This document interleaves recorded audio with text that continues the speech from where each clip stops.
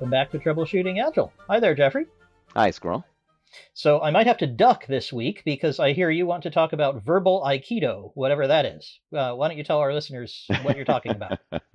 The good thing about Aikido is there's no punches or kicks or anything like that, and you can't attack with it. So you should be safe. As long as you don't attack me, there should be nothing done. And a good Aikido practitioner actually results in no one being harmed. So that's kind of Excellent. we should be safe no matter what, assuming that I have the appropriate skill. All Um, right. Well, tell us what that skill is. Yeah, I came across this article, and unfortunately, I can't remember now where I came across it, but it's on an interesting website called jailmedicine.com. And the article is about verbal Aikido, and it's by the author of a book called Maximum Insecurity, A Doctor in Supermax. And so he's kind of sharing some of the skills that he's learned in conversation. And this is importantly, you're talking about verbal Aikido, even though he actually does have a black belt in actual Aikido. But he talks Okay. about how he applies the philosophy that he learned in getting his black belt in Aikido in the conversation with difficult inmates. And I And really let's just like be this. clear for listeners who might not know, Supermax is a type of prison in the United States that's sort of super duper security. It's for the worst prisoners and so on. So he's somebody who knows how to deal with very difficult criminal people, and he's going to tell us how to do that without getting anyone hurt. That sounds like a very useful technique, although I'm not sure how our listeners are going to apply it. Well, here's the thing. I look at this, and hopefully not. I'm going to guess not a lot of our listeners are working as a doctor in a prison. If you are, let us know. I'd be really interested to hear Yeah, that. Um, but I think absolutely. this is another in a long series of things that you and I have looked at of taking conversational ideas from very difficult, extreme situations with the idea that, well, if they work there, how could they translate into less difficult, relationships in the office? And I think we found historically, a lot of good inspiration there. And I think verbal Aikido, of course, link in the show notes, will will fit into that. And now, one thing I want to say here is that the author points out that verbal Aikido is a defensive approach. The Aikido itself is a defensive martial art. There's no Aikido tournaments because you don't attack. It would be very boring to see two people like standing up there. Yep, they're not attacking each other. Well done. Like, everything would end in a draw. Um, but I think what's relevant here is the idea of how do you deal with a difficult situation that's not about trying to dominate the other person, and that you can both walk away with neither person harmed. And that's what I liked about this.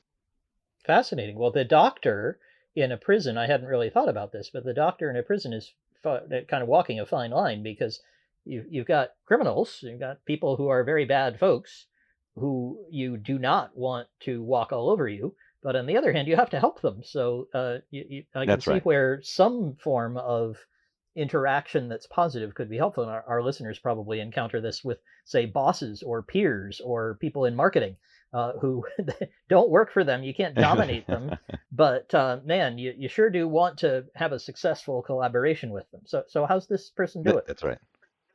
So he makes the point that Aikido as a martial art is about disrupting your opponent's balance and redirecting energy.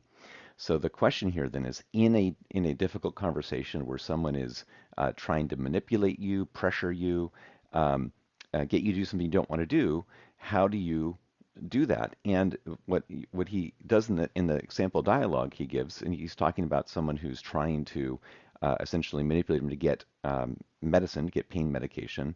And there's other examples of getting extra mattresses, getting different kinds of medical accommodations that would make their life easier that they don't need. This is the challenge, right? He wants to give them the accommodations if they need it and avoid giving inappropriate accommodations to people who don't. Um, the way he disrupts people is through questions, and this is an example of he's redirecting the energy by, rather than disagreeing with someone, asking a question. So the person says, I need a stronger pain medication. You're not giving me anything, and I need it fixed now. And his response is, well, tell me about your back pain. How long has it been going on? Right? And he's pointing out here that he's not opposing the person. He's not telling them they're wrong. He's asking more, and he's really trying to be on the same side, but directing the focus around, okay, well, let's get more information here. Um, so the person says, well, look, another example is, I've had this prescription in the past. My doctor in Denver gave it to me. He's like, okay, well, who took care of you in Denver? You know, so it's not confrontational. It's not, there's no denials. He's not saying, no, I'm skeptical. He's like, just, tell me some more information here. And let me check something, because if I remember right, I think he suspects there's no real doctor in Denver. He suspects this That's person is right. trying to get the medicine, despite not really needing it, maybe to sell it. Who knows what? The person is Yeah, not that's up to right. good here. We don't have faith in their good motives, which probably in most work situations for our listeners we do. Marketing might be opposed to us, or the boss might be difficult, but we don't think they're out to get us or to break the law, right? Well, I mean that they're not out to get us personally, but they may be trying to manipulate us to, maybe certainly something I've encountered is people have said like they feel like a salesperson is trying to get extra work done. They're Yep. trying to can you go write this thing up even though there's an FAQ and the person's just not taking the time to read, the standard answers. Yep. Or they're not going through the prioritization process. They say, "Hey, could you just do this feature for me? Because I'm a friendly That's guy right. and we really need it for this important customer." Okay, so that's like the doctor in Denver. Exactly. There's a seven-figure sale. If you can just get this done over the weekend, we can get this, Yeah. whatever. There are different cases where it's not that you're enemies, but that the incentives are not totally aligned, and maybe someone's trying to fulfill their incentives while, not so much caring about yours. I think that's a more common office scenario. And so he asks these questions, and the questions kind of deflect the person. And I guess that he didn't actually give the person the medicine. I'm not quite sure how it works, though. I mean, I could imagine it would be like one of those boring tournaments where you just keep asking questions and you never get to the point where you write the prescription because you don't want to. How does that work? Well, I think there's something interesting here that happens, and he kind of goes through the conversation, and the point is it kind of gets diffused down until there's nothing really to do right away, and and as that's kind of what's happening here is ends up winding down. But what I thought was really interesting is if you look at these questions, they're kind of the answer to the questions, if it was real, if the person really had been in a car accident, really did have the uh, uh, uh, doctor in Denver who'd given him the pain medication, if there really was that history, these questions are the ones that would lead to the answer.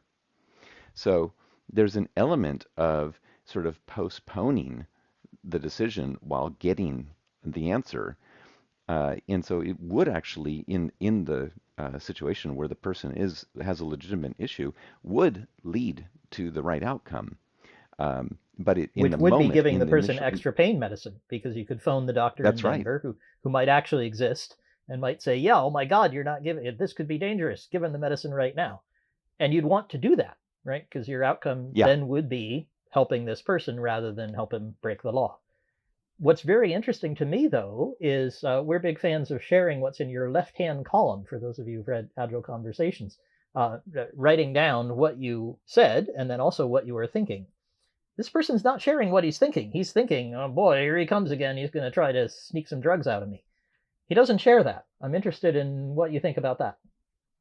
yeah, that's right. And that's one of the things that really struck me and why I wanted to discuss this is he actually ends the article by saying, is this manipulative? You bet. And normally we would say, we're not really trying to be manipulative. Um, and so the what I uh, what I think here is like, well, what's different? And partially is the relationship.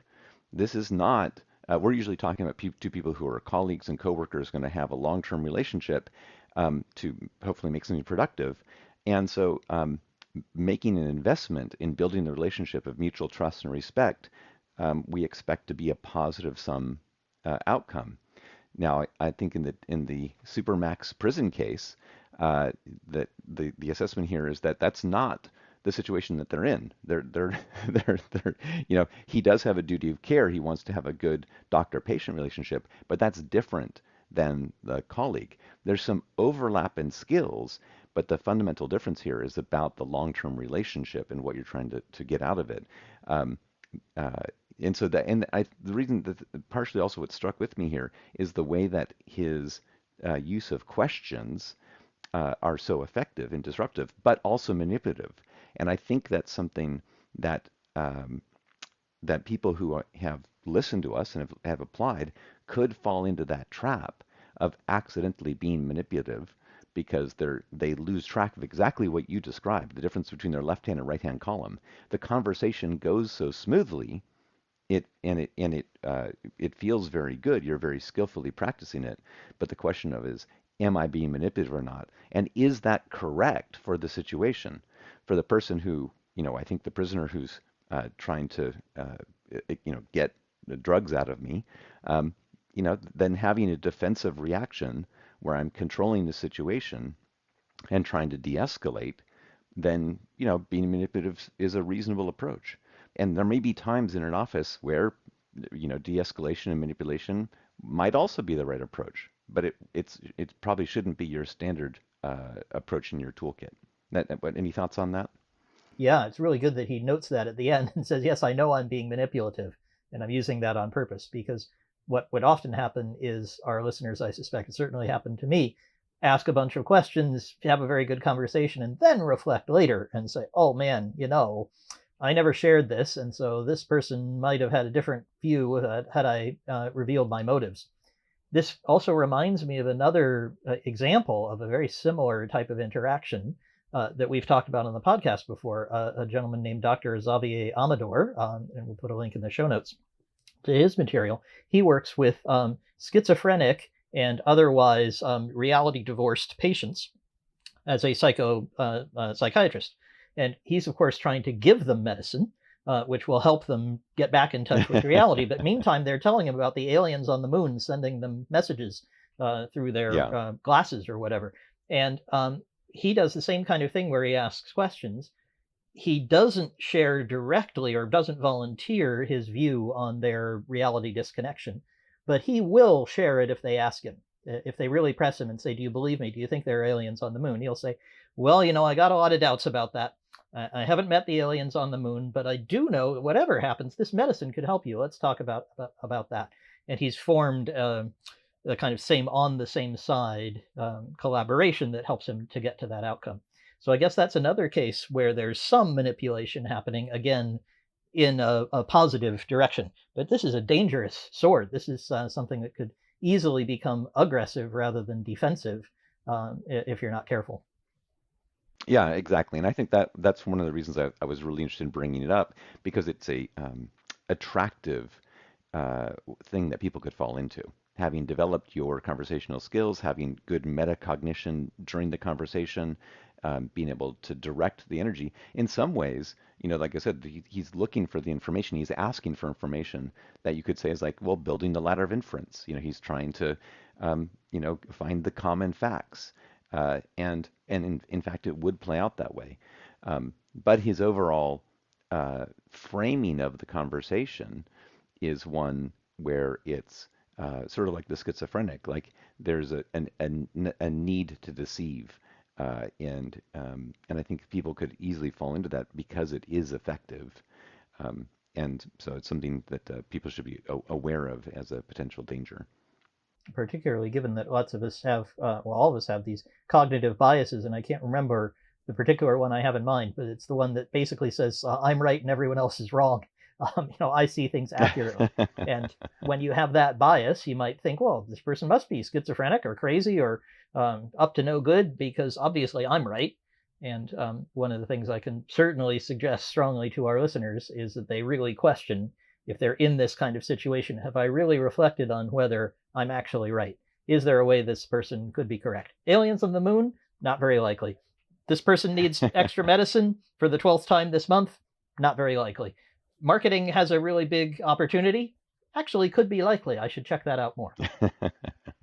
Yeah, I think that's a really good way to put it. And I've often thought about it like the goal of the conversational skills is to, discover the hidden facts, to discover the things that are surprising, and having that framing of, maybe I'm wrong. If I'm wrong, I would love to find out. Let me have the conversation that would allow me to learn that I was wrong. That kind of mutual learning mindset is really the key element. And it's, I think, the difference between either the leap of Amador or the verbal Aikido of the jail medicine versus the mutual learning is that frame and openness to learning as opposed to control. So Excellent. that's why I think this is worth bringing up as a kind of the dark mirror of of what we would normally recommend. Excellent. Well, I think it's great reading. Please check it out in the show notes, and Amador as well. And listeners, if you're using some of these techniques, if you recognize verbal Aikido as something you're using, and maybe you think it's a great idea and it works perfectly, and you can manipulate other people, and it's working out very well, we'd sure like to hear from you, because you know what? We might be wrong, and we really like asking genuine questions and getting different perspectives. We get those kinds of emails and tweets and everything else. And we love reading them when we get them. We can't respond to all of them, but we really do try. If you'd like to do that, please get in touch with us via agileconversations.com. That's our website with our book, Agile Conversations, that I referred to before. It's got free videos and material on how to run a conversational dojo to practice these techniques and all kinds of other fun stuff. All of it's free. We really like hearing from you, so please do get in touch. You'll find Twitter or X or Blue Sky and Sky Blue, and who knows what else is there. All lots of different ways to get in touch with us. Of course, the other way to keep in touch is to come back again next week when we'll have another edition of Troubleshooting Agile. Thanks, Jeffrey. Thanks, Scroll.